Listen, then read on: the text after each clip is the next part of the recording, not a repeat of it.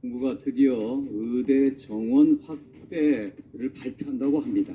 이 발표에 앞서서 윤석열 대통령이 참여한 민생 토론에서 필수 의료 정책 패키지를 발표했습니다. 핵심적인 내용은 필수 지역 의료 분야에 필요한 의료 인력 확보하기 위해서 계약형 지역 필수 의사제를 도입하겠다는 것입니다. 지금 현재 시행하고 있는 공중보건 장학 제도의 재판입니다. 의대 신입생들에게 장학금을 줄 테니 졸업한 후에 지역에서 일정한 정도 근무하라는 건데요. 실제로 그 신청료가 이용률이 아주 저조합니다. 이미 실패한 정책을 하겠다고 하는 것이 무슨 효과가 있을지 모르겠습니다. 의료 인력의 부족 사태는 시장의 실패입니다. 의료 인력의 보급을 시장에 맡겨놨기 때문에 민간 계약에서 실패가 발생해서 돈이 벌리는 쪽으로는 미용 성형 쪽으로는 많이 몰리고 지역과 필수 쪽으로는 가지 않는 겁니다. 문제의 원인이 그건데 해결책으로 제시한 게 또 계약형이랍니다.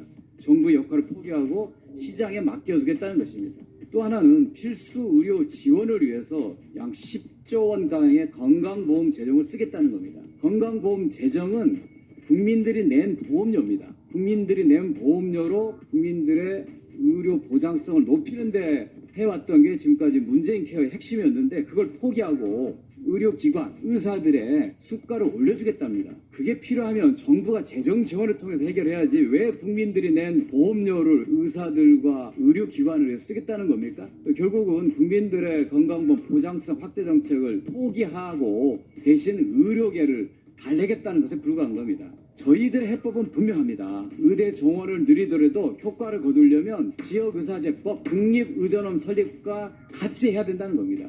이런 문제들을 해결하기 위해서 우리는 여야가 서로 간에 반대하지 않는 동의하는 정책에 대해서 정책 협의를 통해서 결정하자고 여러 차례 제안했습니다.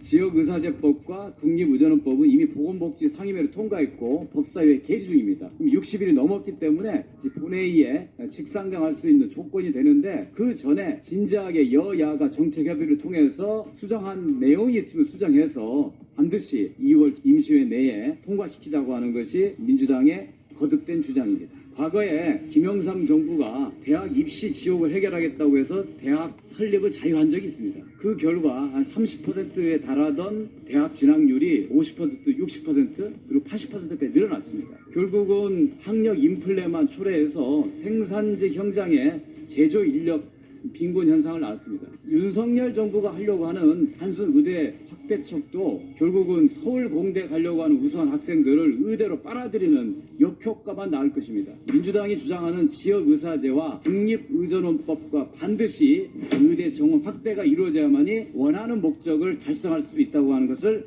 다시 한번 강조합니다.